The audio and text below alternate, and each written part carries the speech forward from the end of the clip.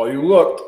What's up, Trash Talkers? Here at Veteran Trash Talk, we actually vet our sponsors. We don't just take their money and run like a butter bar lieutenant lost on the land nav course. Are you finally ready to plant your flag and claim your territory? Maybe it's time to use that VA loan to buy a home. Or hell, maybe you're looking to refinance and put some extra cash in your pocket for more questionable life decisions. Either way, the Veterans Mortgage Source, powered by Canopy Mortgage, has your six. Look, buying a home or refinancing can feel like getting overrun on a bad op. Chaotic, confusing, and full of obstacles that make no damn sense. That's where Corey and his team come in. They're like the QRF of home loans, ready to pull you out of the chaos and guide you to the best program for you. And trust me, they'll answer all your questions. Yeah, even the dumb ones. Whether you're a salty vet or fresh out of barracks still trying to figure out where your TA-50 went. Great service, solid rates, and a team that actually understands the military life. That's why all of us here at Veteran Trash Talk trust them to do right by every veteran in their family. Ready to lock it in? Give Corey a call or shoot him a text at 808-699-7874. That's 808-699-7874. Don't wait. Unless you like overpaying and getting treated like an FNG. The Veterans Mortgage Source is powered by Canopy Mortgage, LLC. All loans are subject to credit and property approval.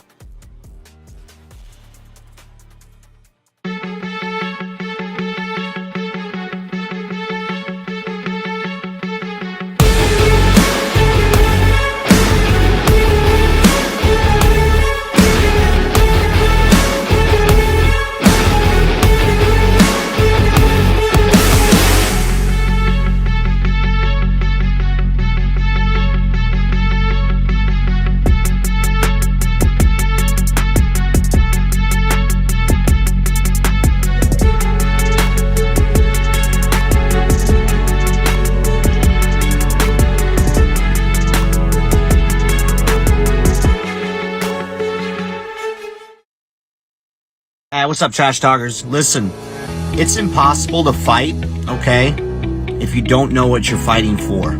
Does that make sense?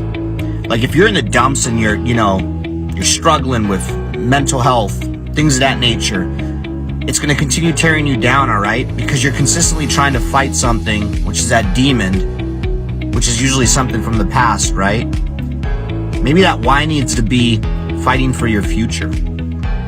Let that be your why. Get the hell up and start fighting for your future.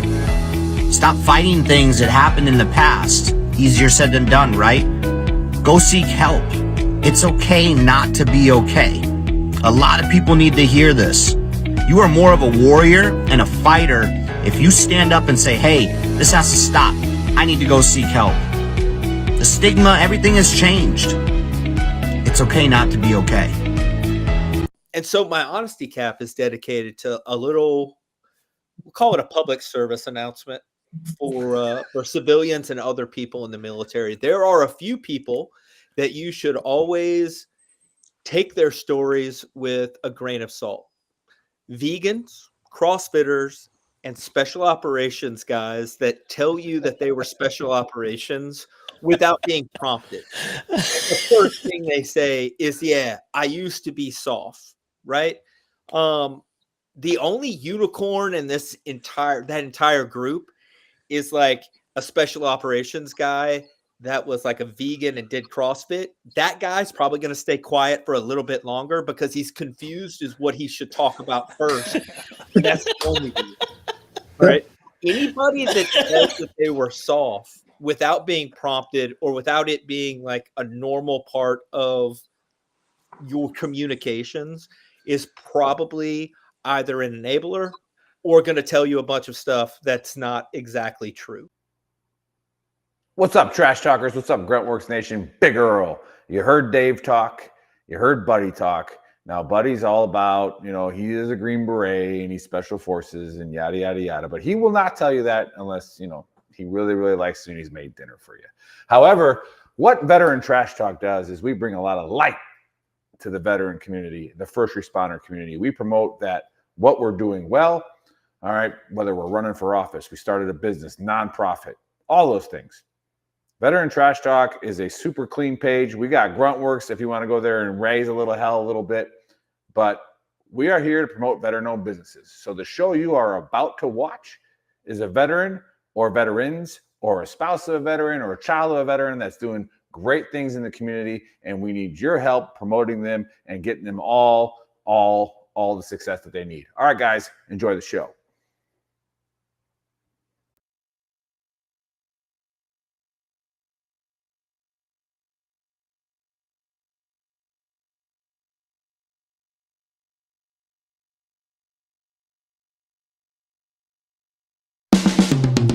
This is the Veteran Trash Talk Hour, hosted by Nick, Dave, and Buddy.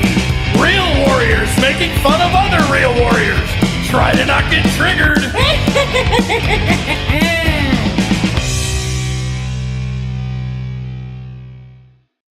What's up, Trash Talkers? What is up, Gruntworks Nation? Welcome to Season 3, Episode 4 of the Trash Talk Hour. Returning guest today is Sean Haggerty, who will be promoting his newest book, Cabal. And joining me today are Tanner, Port, and the Big Earl. What's popping? That's right. That's right. I wish the hat said Big E, but it says Big E. Big V. I know. You had me confused earlier. What is the Big V? I won this hat yesterday, and the person I won it off of watches this show. So it is a massive flex, and this is for you. This is for you, Johnny. You know Johnny. So yeah, Realtor Johnny. Oh, Realtor Johnny. Okay. Yeah, What's up, Johnny? Good. He keeps gambling and golf against me, and it just doesn't work out for him. It just doesn't. Not working out I'm even for giving him, him 14 strokes. 14 strokes I give him too. That's a lot. Can I get 14 strokes today? Oh, you're a little better. Give me a couple. I mean, he's Navy too, isn't he? So we're better than the Navy. Yeah, he's a seaman. He's a discharge seaman actually. So yeah, he got honorably discharged seaman. So I don't know. I guess there is some dishonorable discharge seaman. I mean, There's a lot of discharged seamen out there. That's what I'm hearing. Yeah, I'm sure we've all. Yeah, we have our stories that would probably get us back down further on the algorithm that Facebook already has us. So Probably. And for anybody that's watching, I'm wearing my favorite tee today, Just a Tip. You can get that at shop.veterantrashtalk.com. Chris will probably put up the QR code whenever he does his job. And then Nick is wearing the Quit Being a Triggered Pansy shirt, one of our most sold shirts, all right? It's not political, all right? There's triggered pansies everywhere, left, right, whatever. There it is. Scan that QR code, grab a shirt, great combo starter. And let's get to it. We are going to start the show with a conspiracy that I Googled last night. All right. It's not about aliens or UFOs. You guys tracking the Thomas Ogle story of the mechanic who built a fuel efficient carburetor and then passed away? I can't say that the other words of an overdose. Yeah, they Clinton. Yeah. Like, Chris, play the video and then we'll get right to it.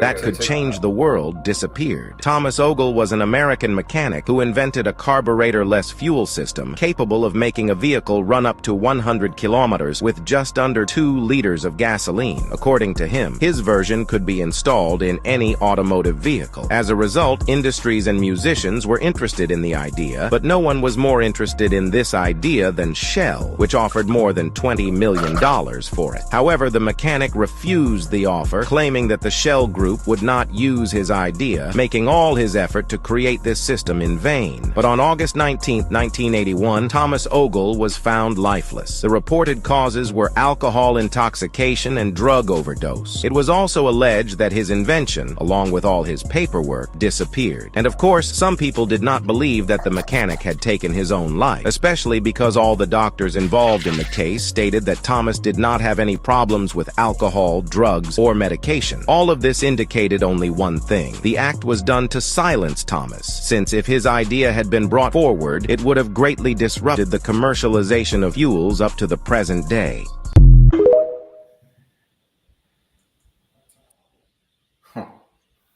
So I actually think this one is pretty interesting. And then I went into Chat GPT to kind of like reference the video. And yes, Thomas Ogle is a true thing. He did invent some carburetor. And a lot of people are actually saying that it was a lot of stress induced because of all these deals that he was getting. And then he just like overdosed on pain pills. But to me, I'm going to go 80-20 that he was basically taken care of because Shell obviously would lose money. And, we've seen situations like this occur in the past. I forgot the other guy. There was a guy in California, I think, that did like a water efficient vehicle or something. I forgot his name. And he disappeared or, died mysteriously as well. So I'm going to go 80-20. He was, and that's my take. Sean, what do you got on this, brother? 90-10. 90-10. I'm with you. And I do remember the story about the guy that made the vehicle run on water. And he, became Clinton, and all of a sudden all his notes and products were gone as well. So I definitely think that family may own stock in Shell for sure. Yeah, they got or that they were at least outsourced to take care of it. And whoever scanned that QR code, thanks for purchasing a shirt or whatever. Tanner, what you got? Oh yeah, he did it. I mean, yeah. I feel like I don't necessarily think it's like I like the verb Clinton, but it doesn't necessarily have to be like way up on the chain. It could have just been another engineer for Shell that was like, it's not necessarily always to the top. The middlemen don't like to lose out too. So I don't know who we could lay the blame on. Right. 100%. Yeah. That's just a weird way to die for a mechanic. Yeah.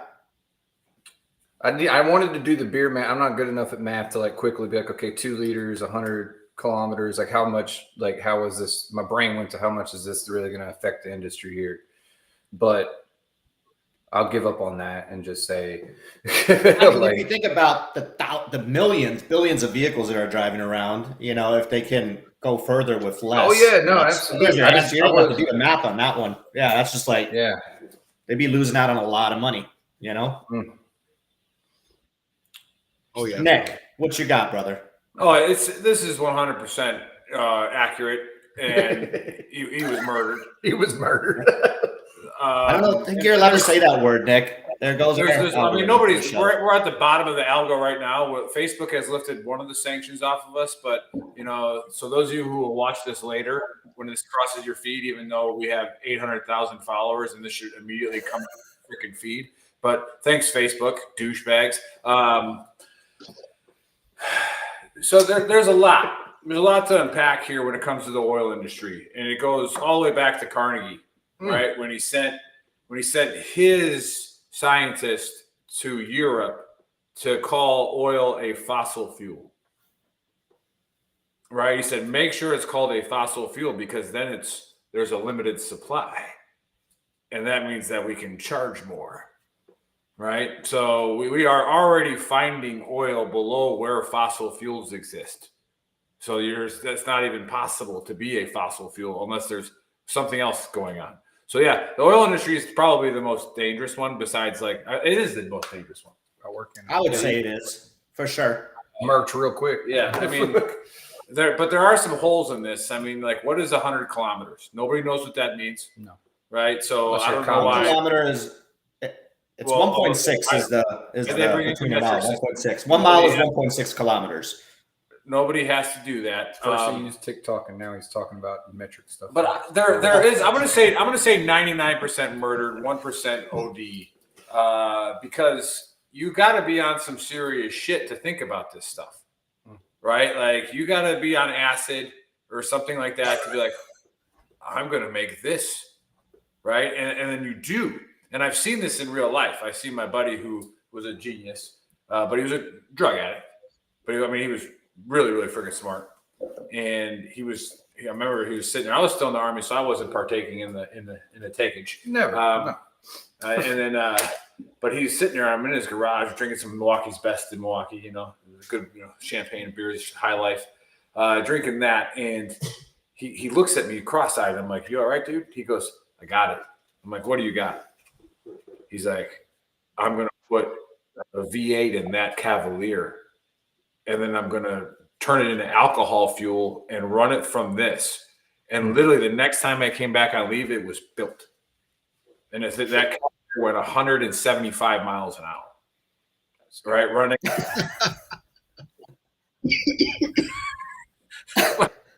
So this guy definitely was on some shit. And potentially, yeah. Yeah, potentially. So if you look real quick on that, it's great point. But if you look more into it, he actually it all happened by accident. He was messing with a lawnmower. Like, there's so much more to the story. Obviously, we don't have enough time to cover it all, but he was messing with a lawnmower and somehow figured everything out from the other videos I saw. Like, he wasn't even trying to build this carburetor. It was like luck. And then he just had this product that was able to do that. And then everything else unfolded. But still could be. Well, hopefully you don't offend somebody with this conspiracy like you did with the spaceship blowing up. So well, Which one was that? remember when the last time I was on the show, they had the conspiracy theory and like literally. Oh, Monica was on there? Look, Yeah. I felt so I try to offend anybody with these, but yeah. Oh, was that the I Challenger? know one? exactly what you're Yeah, talking about, yeah. Tanner. It was like, Yeah. damn. Yeah. Challenger, and it's like somebody came on the chat thread just losing their shit. Like, John Odo's Yeah. grandson's about to come in here and just like go to town on it. Sorry. Yeah. Like, yeah. My bad. Oh, Oopsies. yeah, whoopsies. Yeah, I definitely. Anytime you come up with something new, you just sell out. This is like what the hackers do. Hackers will intentionally hack something just so that they can get paid to never do it again, right? Like the CIA will hire them. Like it's like, all right, we got you. Thanks for not sending all this out. Like, how much do you want? $15 million. See you later, right? Like, and not doing it again. So yeah, it's his fault. It's his fault. He had too much pride. I mean, we've all seen the movie Heat. Where not Heat. Great movie. No, but say Great that Val Kilmer, the Saint. Okay. Where cold fusion is supposed to be for everybody. Well, dude, everybody. There's only 8 people that run this world. Also, the real everybody don't matter. Batman. They did it in Batman. Yeah, They did. Yeah. So and that's it. Renewable energy. Yeah, it gets you killed every Yeah, time. you can't be running cars with no gas, no carburetor. Fuck No, out I of here. Yeah, so we need that. You get Elon if you do that. Yeah. Oh, yeah. Well, I have to do an ad hoc to Book of Earl because Buddy's not here. Hopefully, Quinn is racking and stacking the tackles and sacks in football. His son's football game got canceled to weather yesterday in Tennessee. So they do definitely got some weather going through there. And he is playing football right now. So Buddy is not going to join us, unfortunately. And he was supposed to give an honesty cap. But I actually got triggered by something yesterday. Pretty bad. To the point where like I had to woosah. I had to go like into a dark room and like chill. Like it was bad. So yeah. I feel like breathing now. Okay. So I get through pain management in the VA, right? I get some pretty awesome treatment. I get chiropractic work, massage therapy, all these things. And it took a while when I moved to LA to get it the right way. And so it expires every 6 months and it has to get renewed, like rejustified, is the treatment working? So they call me and they leave a message. And so I call him back for 2 days. They don't answer. Finally, I get a call back. And he's like, hey, we made a mistake. The physical therapist that you have isn't credentialed for chiropractor, but just for this. So we can't do that again. And I'm like, all right, hold up there for a second. And I go, so over the past year, this guy knows me, physically better than probably my wife. Right, like literally cranking everything around sideways. Knows my goals, knows my workouts, knows what I want to do. Right, and now you're telling me that I have to start all of that over because you know what happens when you go someplace new. You got to get a consultation. You got to go get re-X-rayed. You got to go get re-MRI'd, and it's a 6-month process. And I'm sitting here like, so I was real nice. I go, hey. Because you know me, I'm nice at first, and then I turn into the asshole that I am. And so I'm like, hey, like, can you just get like a supervisor or somebody to say like, hey, we made a mistake. Here's like a waiver. There's always like movie payback. There's always one person that can just be like, that's okay. He can continue to go to that if it's working for him, right? Well, this lady, and I don't want to assume, but she, broken English. I was like, are you a veteran? And she's like, no. I'm like, okay, have you had any type of trauma, like where you were like hurt? and like you need physical therapy for the rest of your freaking life. Like trying to connect and some kind of common ground. She starts laughing at me. Oh no. Sorry. No, I'm laughing. I'm sitting here like I'm on candid camera, like I'm getting recorded. There is hidden shit here. Like they're trying. See, they're trying. There's somebody who's legitimately trying to make me the last word of that phrase, right? Like, and I'm like, I'm not going to do it, but I did. I did. Yeah. And so, I guess the Book of Earl I'd have to put this in the scribe somewhere, or write another beatitude of how to handle yourself. But it's no matter how mad you are, once you become a pansy, no matter how triggered you are, once you become a pansy, nothing's going to get done. Right? Nothing will get done. Nothing will get better. So did I have every right to be upset with them? Absolutely. Should I have become a pansy and started yelling at this person? No, because they haven't called back. So now I'm gonna have to call and be like, my bad. Can I please just get what I think I earned a long time ago? So that's the Book of Earl. Just again, quit being triggered pansy. It's chapter 1, verse 1. Just gave you an example. Gave you a parable. Not bad. Yeah. Sorry you went through that. And thank you for your service. Yeah. To our country. Yeah. That's all I really wanted. I wanted to thank you for your service. That's all. You've been good. Do you think it was like outsourced to like India or something, or like was it like a call center? No, it was here. It was here. Yeah. Okay, all right. That's not okay. I was like, that's even wilder if that's like what we're doing now. No. Oh, we got 4 QR. We got people scanning the QR codes today. So, but yeah, that's the Book of Earl. Anybody else been triggered this week? We used to play a game called in 2P. When's the last? Because it started because everybody would tell y'all, your generation would tell all y'all's like badass stories, and then like we didn't have any badass stories, and then I'm like, I'm working for Pat Broadhead, bless his heart. He's got no badass stories. Love you, Pat. No deployments. Straight GWAT ducking. My man deployed. All right, but I feel bad that Broadhead is caught us straight. I'm sorry, Pat. But we started playing instead of like the badass stories. Like, when was the last time you were a bitch? Because those are way funnier stories. Yeah, and so that we would. So yeah, for this week, yeah, the VFW kind of made me. I got kind of frustrated with some VFW stuff we've been working on, and completely kind of lost my shit. And then my wife had to listen to me rant and rave because, bless her heart. Now she just unleashing on her. Yeah. On her whole thing. What happened at the VFW? So essentially we're trying to, this is corny.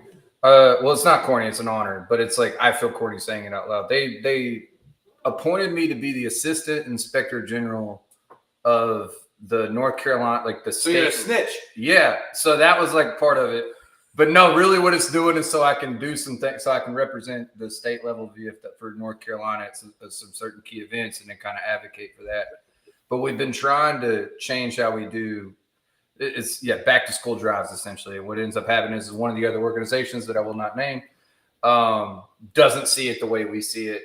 And it's kind of pushing back, and they're like, it's one of those things like you want to help kids, and then other organizations want to do it for the gram, you know what I mean? And they want their pictures for the back to school drives and all that, and we're not actually making much of the impact we want to. So I got a little upset about it. My wife had to hear me. As she said it, why does it always have to be you? I don't know if you get that at the house. Like, the common denominator. Yeah, like it's always got to be you. And I was like, sorry about that. Anyway, so why am I always getting fucked with? Go back. Why am I? Why am I? Yeah. So, how did you find yourself in this situation? Don't be victim blaming people. No, don't. Yeah. No, you can never do that. No, we'll get in trouble. They were going up my phone later. They're supporting victim blaming. So. But yeah, so we already heard. I'm not gonna get. I don't get triggered. We already heard. Oh yeah, you get triggered. Oh yeah, for sure. So you were triggered on text thread about your drinking. Yeah, no. There was no reason. Yeah, there was no reason you needed to defend yourself there. Like I was being funny. Yeah. Okay. There was nothing. We already know what we know what Sean triggered about. He was talking about a pre-show. What's that? Nolans. The Crescent City. Yeah. Nolans. Oh, Yeah. Jesus. Wow. Well, my wife keeps calling. She's like, "Hey, have you been going out? Have you been checking out the town?" I'm like, "No, I went out like one night and was like, I'm gonna get It's got the stabbed or dress stab clothes. somebody." That's terrible. It's bad. You know, you just walk around with your hands right on. I mean, I have my wallet in my hand. It just seems the safest. Yeah. So that does trigger me. So I stopped at a liquor store and put a bottle in the room, and I'll just come back and drink in Nice. the There hotel. you go. There's a really famous oyster bar there. We went there, Nick. Do you remember the name of it? I don't. It's like one of the most famous ones in the U.S. So it's like if you're into any of that, it's in the French Quarter, I think. But Yeah, so I'm on Canal Street. This place is so sketch. There's no security. I'm looking at one. So I mean, I'm legal. I got my Glock inside my briefcase when I'm in this conference. I'm like, I got a gun in here. This is ridiculous. Someone comes in shooting, I am not going down. I mean, it's not. I don't want to yeah. be insensitive, but it's not the first time somebody's opened fire in the French Quarter. You know, a terrorist attack. Which they covered exactly. Not up. that long ago. Yeah, not Exactly. that long ago. last year, yeah. So Damn. Yeah. Yeah, that's right. Christmas, That's what I'm saying. right? I can't take was it a on Christmas Super Bowl. event? Yeah, it was right. Yeah, that was like New Year's because that one happened, and the dude out in Vegas. Yeah. They happened like the same day or something like that. Yeah, that guy like drove a didn't they have a guy driving a truck. truck? Yep. He drove a truck Yeah, into a the huge Cybertruck. crowd. Yeah, right. It then tried to say that there was Chinese I'm drones saying it's off the other coast. Yeah. And did all that crazy stuff, and some other named military influencers decided to peddle that dream as far as they could and milk it of money while his family, Yeah. suffered and never came back and did it. No big deal. Anyway, Oh, and the other rumors too, like about ChatGPT, because Dave's always on there. Are you tracking that? ChatGPT told that guy to kill his wife. I bet Yes. I could get ChatGPT to do that. Yeah, I mean, I Yes, could with probably. with the medication, right? Was it? Yeah. Did it have something to do? Because I've read a couple cases. Yeah. Yeah. And now ChatGPT supposedly, if because people go on there and ChatGPT says just kidding, like 5 minutes later. I'm just kidding. well, suppose it'll report you to the FBI now if you say buzzwords on there. That's lame. That's lame, Well, man. really? Yeah, because people Like, I don't like people that like at all. plot murders and stuff. Like they. Well, that's plot what I'm stuff saying. on- They should I mean, what do they like I pay. what do they expect? We made a series Yeah. of movies called Yeah. The Terminator. I mean, come on. You're messing with fire. Why are we I would doing pay this? for the. We know the how this ends. Criminal version. Yeah, you're absolutely right. You're absolutely No, right. Sean's on point with me. Like I always say that with Hollywood explains everything, and they desensitize us to it by putting it out in a movie 20 years before it actually happens. Yeah. Right. So you got aliens. Let's desensitize everybody to aliens, and then 30 years Independence later, Day. May aliens 1. exist. Right? Nobody's like, Well, yeah, we know that already. Didn't they wasn't there like a guy? Yeah, wasn't there like a guy testified before Congress last summer? And everyone's like, "Yeah, that's real cute. Where's the Epstein list?" Yeah. You know, it's like, Don't there's get me aliens. started Yeah, on that that's list. neat. If you get me Next. started on the list right now, we are Let's not going to get to your go. book. Let's go. Yeah. Let's Well, We will not get to your book, Sean. We will not. I am starting another trigger. Is that what I just did? Oh Well, my he's God. definitely- The protected kids, Sean. There's a T-shirt for you. I've already talked about it because Dave has fallen into the mainstream media trap of what am I going to be mad No. about this week? And I feel like it's been pretty consistent. No, I I'm like- falling I like- into. Okay, go ahead. I'll let you talk. I don't wanna like the interrupt you. paradigm shift of now, like I said, Tanner and I always, go back and forth on Facebook a little bit, where it's like, what a world we live in, where now all of a sudden the Democrats want the Epstein list released. Hey. And it's like, Well, I don't think Weren't they you in do charge right when it now. happened? Nobody wants it. That's the Oh, so they problem. don't know Nick. they're- Nobody oh, no, wants no. it. I'm That's saying why you it have- hasn't been you released. literally- And that's why you literally- Trump you literally campaigned have on it, Democrat- and you it's literally still have not out. you have the lead Democrat senator and Congresswoman saying, where's the list? Like, Republicans are You guys- Republicans are but- speaking up to it too now and saying we but want Republicans it. were doing it 10 years ago. What have I done? Wow. But that's the point. I triggered almost all of you. Like, which There side might you still gonna be a couple good ones in politics, you know. Dude, you remember what happened last time we talked about this and got shut down on all our lives? Yeah, we did. I'm We just did. Really? Yeah. There goes God talking. Our guests can't hear him, but God told us to shut up. No, I think the guests can hear him now. So Oh, okay. It is what Let's get to our guest. Yeah, let's get to we our should guest. do a whole episode on No. this though, and Sean will invite you back on. Well, I mean, Sean can keep the conversation Okay. going, and the 30 minutes is his. If he wants to talk about the Epstein list, he can. So, but I get Yeah, no, not particularly. But I mean, my book does obviously fall kind of Yep. along those lines. So yeah, I'm about 3/4 of the way through it. So Yeah, I got the other one too, the original. The second one?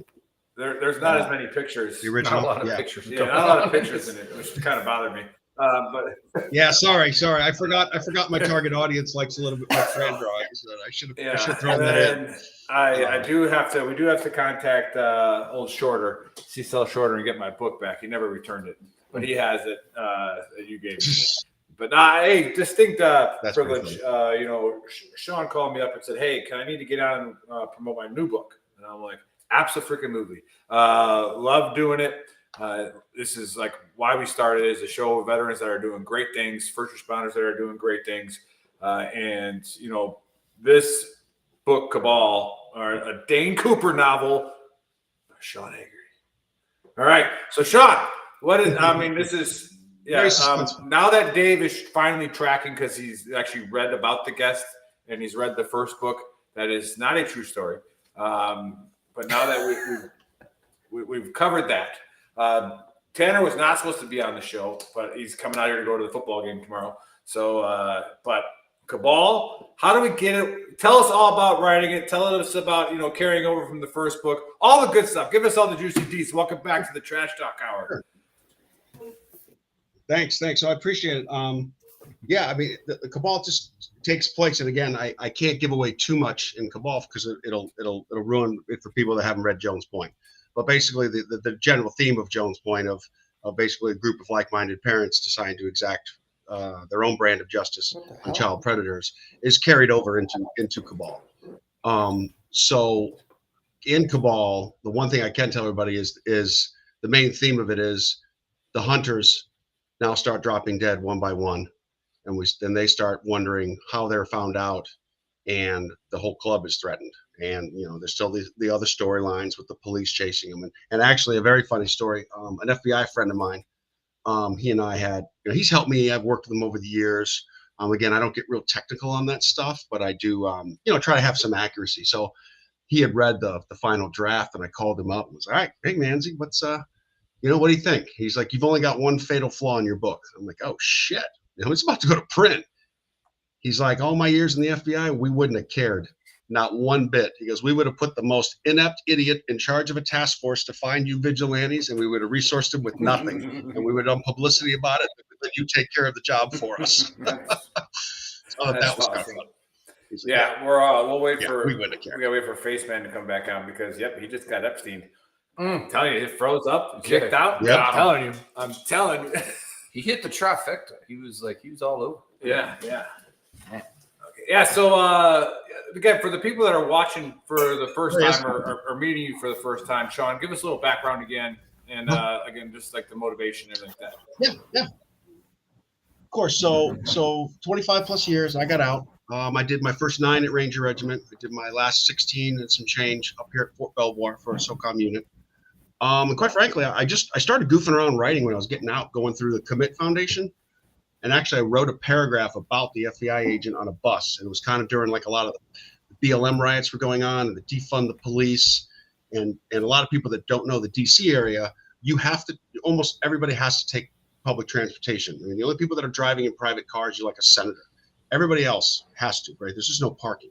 So it would total make sense that a very senior FBI agent, as part of his route, takes him on a city bus to get to the Hoover building. And in it, I have a woman accosting him, and you police, and you think you're better than us, and all this stuff. And then at the end, she actually spits on him right as he's getting ready to get off the stop. But he'd been texting the whole time, and officers came on the bus and arrested her. It was just kind of a fun little chapter I wrote for that. And then I just started writing and putting the whole story together. And one day I looked down and was like, I got 30,000 words. Looked it up on the computer or Googled it, said 90,000 for a novel. So I said, okay, I'll keep going. And that's what I did. Love the story so much. I kind of expanded it. It'll be a 3-part series. So the third one I'm working on right now will come out probably summer 26. All right. It'll be number 3 in the series. Right. How do people go and get this? Where do they got to go? Well, Amazon, Barnes & Noble. People can go to my website, which is author Sean Haggerty with 1G.com, and all the links are there as well. So pretty much anywhere books are. I'm just starting to get in stores. It's a slow burn. Being an author is a slow burn, but I'm just starting to to find my way in a couple small stores, but really online right now is the best way. It's available paperback. It's available on Kindle, and then the Audible. We just finished 2 weeks ago. It should be coming out in 2 weeks. The Audible for Jones Point, and then another month will be the Audible for Cabal. So those will all be dropping as well over the coming, and I'll be putting it out on my networks when they're available on Amazon. Yeah, that's really awesome. For anybody that's watching, you definitely have to check this one out. And then going into this, and I kind of wanted to ask you, like, what inspired you to go from, the hunters then becoming the hunted, because you introduced the assassin now in the second one. Like, how did you kind of come up with that? Like, what was your thought process behind that? I think a couple different things. One, as I love the first book, I think the second book's better. I think as an author, you build your craft, right? It's almost like a pilot episode of a TV show, right? Episode 1's now is the greatest. Episode 2's okay. You're like, I'm going to give it to 3, and then the actors start grooving, right? And then the next thing you know, that thing's on for 30 seasons. It was the same kind of way. Is I had to make. I didn't want. Okay, I love the show Reacher, so I don't want Lee Child to hunt me down. But it's like he wins. He always wins. He never gets defeated. No one can beat him up. No one can outsmart him. He never has a setback. Maybe once. And I'm like, oh man, we've got to have some angst. We've got to have some that you want to root for the heroes, and that was why I introduced that element that, the kidnappers or the abductors are gonna strike back. I like that. Against those. And so that was kind of the impetus of that. And then book 3 will kind of conclude everything and then bring off to another series possibly, but you really don't know why they're really doing what they're doing. See, some of them are doing it for different reasons. There's different motivations, and I reveal that third book. I was working on some of that today, writing, and that's going to be kind of a big reveal. Nice, kind of hearing a twist there, huh? I'm kind of hearing, another little twist coming. I'm at a big conference. I'm at dropping nuggets right now. Okay, 1,000 people. Got the nuggets. Yeah. I sat in a bar last night for about 2 hours with Brad Thor. Just bullshitting, just him and I, just almost like I'm just talking like one of the most famous thriller. Yeah, I was gonna say that's pretty legit. On the earth. That was pretty cool. And he's like, "Hey, I'd like to read your book." So I'm like, "Oh, that's so funny. I happen to have 2 right here in my bag right now." So, and here's my coin. Yep. So I mean, like, nice guy. He's like, "Hey, I want to read them. I'll promote however I can." Like, holy crap, that would really help me out. I don't write down. It's the cool things with authors. The cool things with authors is, and I think I've said this before on other podcasts, is we're not in competition with each other. I'm not Chevy or Chrysler where you're going to buy one car for the next 10 years. You're going to buy a book every couple weeks, if not more. So helping each other is advantageous because one, like I said, I'm not a direct competitor. Number 2, if I'm pushing another friend's book, that's encouraging more people to read that are more likely than to buy my book or another book. So there's none. Authors here, everybody's helping everybody. I've got more cards. Do you want to be on my podcast? Do you want to be here? Can we link up here? I'm a medical examiner. If you got questions, hit me up. They're like, you're military. Can we hit you up if we have questions? Well, right. I mean, it's all networking. I have been barely at any classes. It's almost all been networking here, just meeting everybody. It's been great. I just don't go outside. Yeah, just don't go outside. Well, hey, apparently you can go outside DC now and not have a problem. So, like, well, you can actually. I drove through. Right, I had a VA moment. I didn't get triggered like you did because I was in person, so I got it solved right there. But I had to have some blood work done, and they're like, it's not in the system. I was like, okay, cute, put it in the system. They're like, well, we can't. I was like, I'm not driving another hour and a half to come back for you to do blood work. Let's find a doctor, put it in the system. It's not that hard. I'll be sitting over here. You let me know when it's ready. And like 20 minutes later, I get called in. They drew my blood, and I drove home. I'm like, no. But I didn't see anything on the streets. Like it was my normal route of seeing just what I see outside here. Well, I did read that the medics are getting a lot of training and work with Narcan. Hell yeah. Like saving lives. Yeah. Medals for everybody. But talk about getting your medics like trained. I remember, Dave, we used to send our line medics to they could go work at the hospital in the ER trauma for like 6 weeks, and then that way they I did it. Yeah. I did it. they put us all Ranger Regiment. They put a lot of us through EMT. Now again, basic. Yeah, It wasn't EMT, you know all the, but and then we did ambulance rides. Yep. I know the SF guys. They go work at trauma hospitals. Oh yeah, I mean what better experience? But yeah, DC was definitely you could tell the difference. Just driving through. I mean, I had my window down and everything. Yeah. Like You're getting some training. You're getting some reps, that's for sure. Practice that. Yeah. The punctured lung. You know, what is it? 1, 2, 2 Yeah. down Yeah. below the nipple. Yeah, right there. Got it. Have any other uniforms triggered you? Any other Have you- uniforms? Like they've been doing like body armor with like the soft cap. There's been like and I've seen some of my sergeant major friends kind of like lose. I'm not gonna say names. Yeah, but there's been some issues. There's been some concern. No, we as when we started Veteran Trash Talk, and Dave would do a lot of videos in his uniform, and the Facebook sergeant majors that want to correct your uniform, like they don't realize that in a camera, it's backwards when you see it on the screen. So they like, call me Stolen Valor so many times. Stolen Valor, dipshit, master. You're too young to be a first sergeant. On the wrong side. It's like it's flipped. That's funny. That's funny. Hey, Vietnam Karen, it's flipped. Yeah. All right.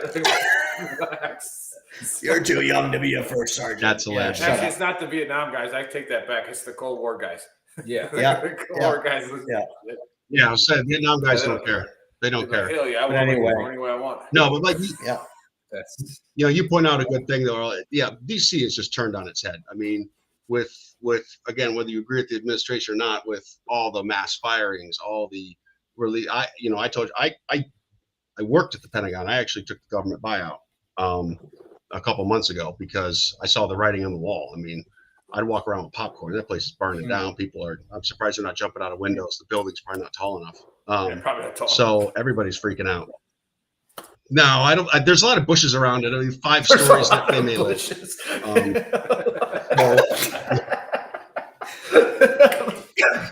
That is what it is. But anyway, I don't know if you did it on purpose. let's get back to the book a little bit because I do have like 1 or 2 more questions. Yeah, you can't give just away for the too much viewers. though, because you got to. I obviously, absolutely. We don't want to give it all away, but when you compare both books, all right, is there a certain scene, without maybe going too much in detail in the second one, that you found like more emotional, or it was technically harder to write? Like, if you had to like focus on one scene, like, is there one in the first book that you're like, all right, that was the hardest scene to write, or is there actually one in the second book, if that makes sense? I don't know. I don't think I had any like difficulty with it. I mean, I know I tackle a couple of, darker side subjects, but I think maybe even talking and writing one of those things maybe made it easier.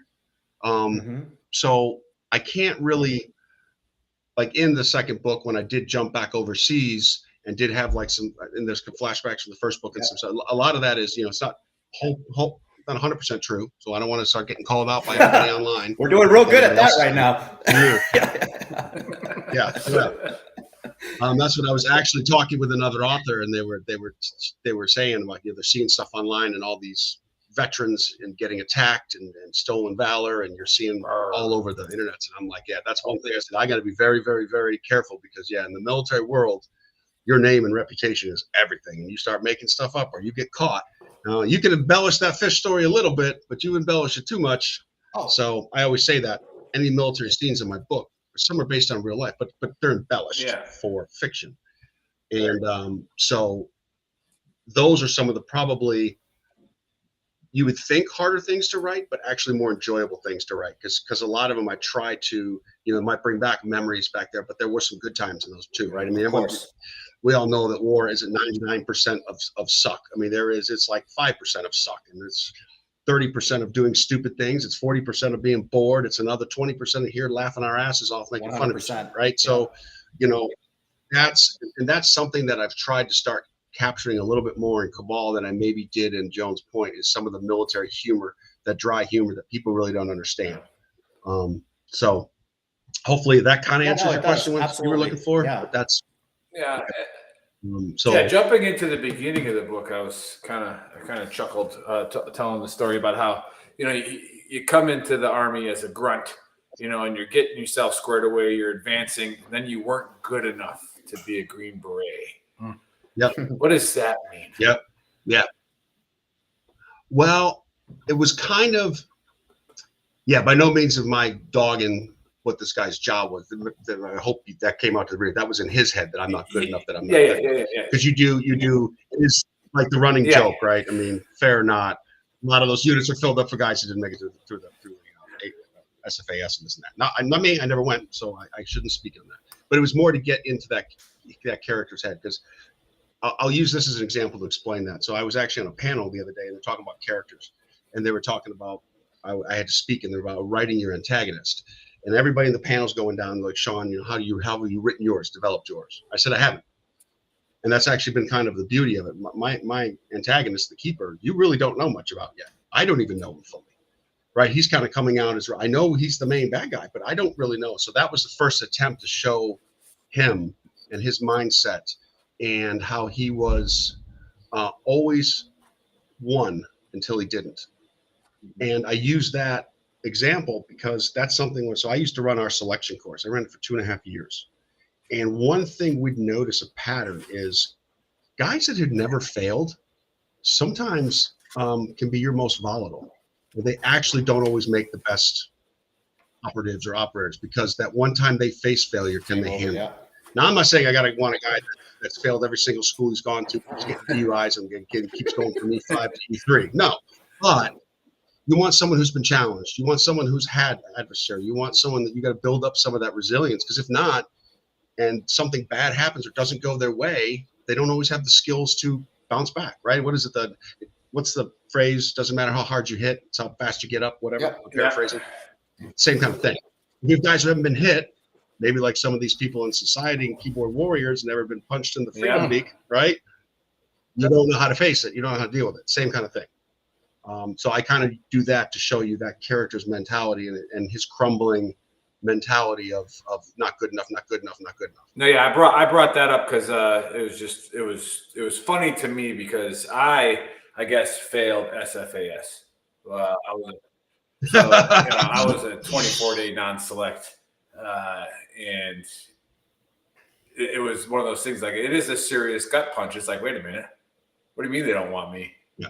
Like, I'm faster than that guy, stronger than that guy, friggin'. Well, you better than me. I knew the minute we ran down the hill from Airborne Skull to Rasp, but I was like, this ain't for me. I hung around for a couple more weeks, but I was like, bro, these boys are not. It was July. I was like, nah, they got it. Like, it's funny you say that. So I had a soldier coming through selection, and again, we do it very strange ways, very, very anonymous. Like, nobody knows anybody's ranks, anybody's in this and that, but I do as the sergeant major.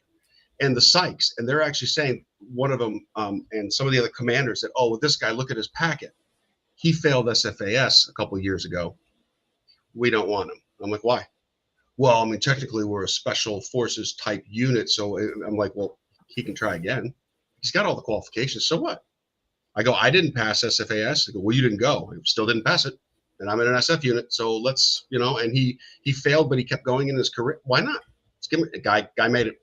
And last I checked was doing great. And I think he did eventually go get his long job. So that's the whole thing is how you get back up. No, I think that I mean, obviously that resonated with me pretty quickly in the book, but that's why I wanted to bring that point up for those people who started reading this. Of like, I thought that's what got me into this guy's mindset right away. I knew exactly what he was thinking in the book. I was like, I know what that guy's going through right now. Yeah. So like, yeah, it sucks. Yeah. I mean, I know guys who failed Ranger School, and it crushes them. We're getting not quite. No, imposter syndrome is what his boy JC Glick has, where you are pretty good at something, and he's the CEO of the Commit Foundation now. If you talk to JC, he'll always be like, "Oh, I'm not good enough for that." It's like, JC, shut the fuck up. Like, it's a big boy, so you got to be able to defend yourself. You got to be able to but no, you are that good. Like, there is a point to where you should expect to win. You should expect to pass. But imposter syndrome are those guys that they just. It was never me. I never did anything. I'm not. I can't do that. Like, no, you can't. You're just trying to hide from it. So I think I just explained that right. But I'll buy it for a dollar. I guess sounds good to me. Super excited to finish this book. Well, then you said you No, got thank you. It your was third fun. one. This one was. Yeah, I mean, you went Yep, overseas. about Like, 25. what inspired going overseas, and what made you pick those different countries? You know, Well, I'm familiar with that part of the world. That was going to be my I'm not next. gonna say where. Yeah. So it was based off personal Yeah, experience. I'm familiar with it. And again, I don't want to give it away for the listeners, but you see how I tied it to their mission in the U.S. to overseas. And I don't know if that's happened. Well, I know that happened in one country. And again, U.S. didn't get involved. I don't know to what level it was happening, but it made sense to me as that could be a way that they are trying to generate funds, right? Because we have successfully stopped some of it, not all of it, but that would make a natural sense and something easy for them to do, and a rich clientele in that part of the world, in order to conduct that. So that was why I threw that in there, because I thought it was, because the first book too is I didn't tie a lot of military, and again, I wasn't trying to make a military book, but the dude's still in the military. He's got to do something military, right? Right. He's got to do a deployment. He's got to do an exercise. He's got to do something. So that was another reason why putting it in there.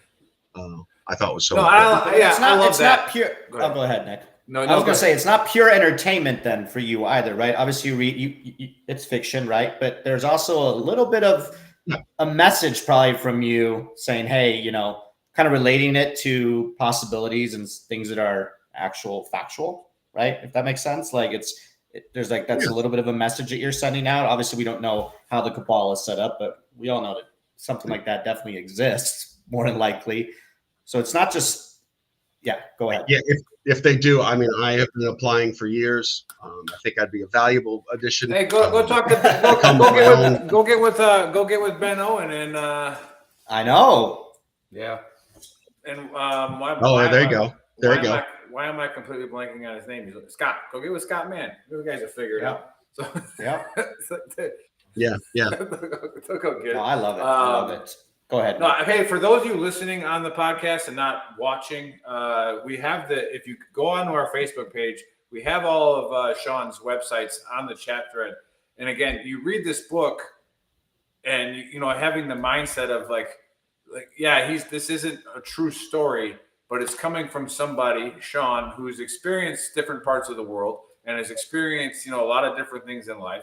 So he gives a very, very awesome perspective on it in his writing.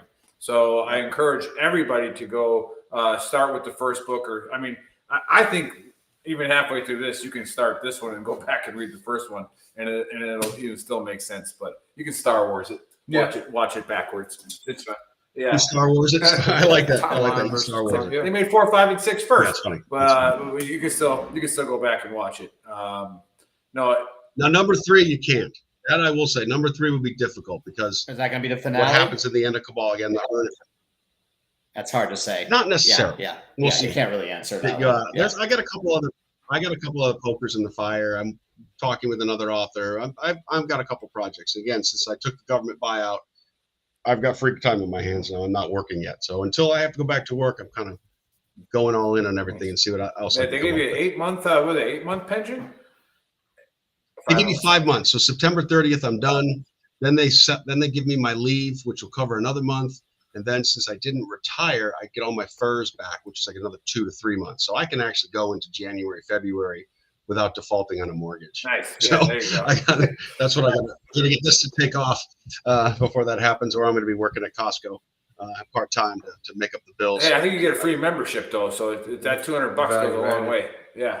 Save me. That's $65. No, that's cool. That's $65 right there. Hot dogs there too, and pizza, so you could eat. Yeah, you can eat for free too. Yeah. You'll probably put on some weight, but 50 lunch. sounds like Yeah. No, it's just nice. You know, being here in New Orleans, I never could have done this with my regular job. You know, I was at Florida, did a book signing, saw some family. Then I came here. I'm here like 6 days, and then I'm stopping in Alabama on the way home, and then I'm doing another fair next week. Right? I wouldn't have that time if I was putting on a suit every day at the Pentagon, clocking in 9 to 5. So this has been very, very helpful for me to try to get this off the ground. And then what's next with the book series? You mentioned, you know, is this something that you would obviously like to see turned into like a series, like a sitcom? Sitcom. I think it'd be a little different than a sitcom. I would like to. Series like on Amazon, like Reacher. Like a streamer, like a streaming series. Yeah. mine would be like a vengeance thriller. That's what it'd be. Have you had any talks with anybody about that? There's been discussions. I'll leave it at that. I'm not at liberty to discuss, but there's been positive conversations. It doesn't mean anything's going to happen anytime soon, but I think a lot of people believe that this would be pretty good on Absolutely. film, and it's pretty timely, and you're kind of seeing like the return. We're getting rid of the woke phrase toxic masculinity. You're starting to see masculinity be okay again, and okay to be tough guys, and okay to be like in Yellowstone or a reacher or a terminalist. So I think the timing's. I think they did it right with what I don't like about Reacher is that again, they made him kind of like a little wuss sometimes in the show, and I think that was to combat the toxic masculine crowd, like try to get them to watch. Like, see, you can be a badass and be really caring and loving, and like it's true, but like maybe. And I mean, I enjoy it, but it's not. Yeah. Did you watch Lioness? I did. Yeah, I did. When she kills him like in the kitchen. That's hard. Yeah, like, that was pretty hard. That was pretty hard. But hey, what do you think about? You brought up Reacher. What do you think about them in the movie when they casted Tom Cruise? Were you upset? Okay, so first of all, I watched the movies and they weren't terrible. I mean, Tom Cruise is a good actor. Great. It's just there's a difference with changing the character a little bit or having to have the character on stilts. I mean, yeah, because Reacher's supposed to be giant with huge hands and crush people's like Tom Cruise is like hands. Yeah, like and then they right? cast Tom 5, Cruise. 6, 6. Yeah, I thought that was a little ridiculous. So again, I think the actor they currently, that's what I would like to do if I ever get to go to that point. Is I would like to get a young, up and coming, maybe seasoned but not super well known, and then get an actor to actually take on Dane Cooper and like grow with it and become that over the course of a series. And I think that actor can do it with Alan. I don't know his last name in Reacher, and I do think they got the right type of person. He looks the part, he knows the part, and he's not. You don't want Brad Pitt playing the part because you're not going to keep thinking of him in that role. You're thinking of all the other movies he was in. So I think it's a good possibility. Nice. No, I like that. But just so you're tracking, Dave and I are actors. We have IMDb profiles. Dave could be an up and comer. Okay. We Okay. shot it down in New Orleans. We were that's where. Did you? Full circle. You said shot in New Orleans. That's all I heard. Shot in New You Orleans. got shot in New Orleans. Yeah. Well, Tanner, you don't know this, but you have the AAR. Of what just took place? Yeah, what just happened in the last hour. Okay. I got one more before you guys. Wait. Just for anybody, just for anybody military, anybody that's watching, like, and is inspired to do this and write an actual book. Obviously, we've had plenty of authors on, so we know the process of, but like, what would you say to somebody who's just sitting there and saying, hey, man, I kind of want to do this? Do you have like a timeline? Do you write on certain days of the week? Do you write every day? Is it like you're driving in your car and then suddenly you come up with a new idea and then you stop? Like, what does that look like for anybody? It's like, I want to do this, but they just haven't done it yet. Yeah, you just got to, right when you can, keep notes. Like I said, I was in between meetings today for an hour, so I whipped out the Remarkable and I put a couple notes down. I may even sit this evening and there's a function tonight. I may skip. I may sit and do something. It's right when you can. And I also tell everybody, especially veterans, people as well, you go to my website. There's my email there at Sean@authorseanhaggerty.com. I am more than willing to, whatever time I can give, I will help. I've got a couple different, you've only got so much time, right? But people beta read for me. I beta read for others. I've got 3 or 4 books right now. I've just finished beta reading for other authors and giving them ideas before they pay for an editor or pay for a service, because you can get those kind of services if you don't have a publisher. Let me give it one run over. I'm not the greatest, but I'll save you a couple thousand and I'll give you some pointers and I'll point you in the direction of some resources to use, books and other resources to use, and get out there. Coming to conferences like this, network everybody wants to help each other. So network. That's what it's all about. Absolutely. Love it. Yep. Love it. Yeah. All right, Tanner, go. I think the biggest takeaway for me that I want to sustain is the veteran community, guys, like, bet on yourself, right? Like, you're this, like somebody with a storied career is this, betting on themselves and like actually chasing a dream and like creative outlet, whatever, Big Earl does. And obviously, so they like betting on himself. Like life is a lot more enjoyable when you have a purpose, and it's easier to find that purpose when you like bet on yourself. So like that's, whether that's vet activism, whether that's doing a podcast, whether that's writing a book, but be serious about it. That's the other part of this, right? Because like there's a million of us out there that like half-ass things, and this isn't the time to be half-assing anything. So like come up with a deliberate plan. And if you don't have one, reach out to somebody, because there's a lot of us out there that are actively trying to figure this stuff out as well, because nobody has the answer. I don't care who they are. If they're telling you they do, they don't. Right. And just actively kind of find that, and then go Texans. And then I'm like, Go Texans. and thank y'all for having me. Oh, are we supposed Yeah, to you're do good, Sean. plugs? Wait, are we supposed Well, you can do it. You do it. You get the last word. Yeah. But he's in town to Oh, cover the good. Rams versus Texans game, so he's from Houston. Yeah. Okay, there. Yeah. Sean, appreciate you coming on, brother. Last words. No, hey, thanks. Appreciate it, guys. I will definitely keep you informed along the way as more projects come up. And yeah, I really appreciate your time helping me, build my brand. Keep doing it. Thank you. Absolutely, brother. Thanks for coming on. Again, check out both of these books. All right. Chris, you didn't put any QR codes up for them, but I don't think we got it. I don't think we got one this time. Yeah. Check them out. Great read. And that's what we do here at Veteran Trash Talk, right? We support each other. Go to VeteranTrashTalk.com if you tuned in late. That is our website that has the links to everything. We are on all kinds of Spotify, Apple Podcasts. I don't know what other platforms we're on. We're on YouTube, which we are shadow banned. So if you're watching right now, go like and subscribe. All right. That'll help us get pushed to the algorithm. Go to shop.veterantrashtalk.com. Again, I'm wearing Just a Tip, my favorite shirt. Scan that QR code right there and get it. And hope you all have an amazing Saturday, and we'll catch you guys next week. Boom.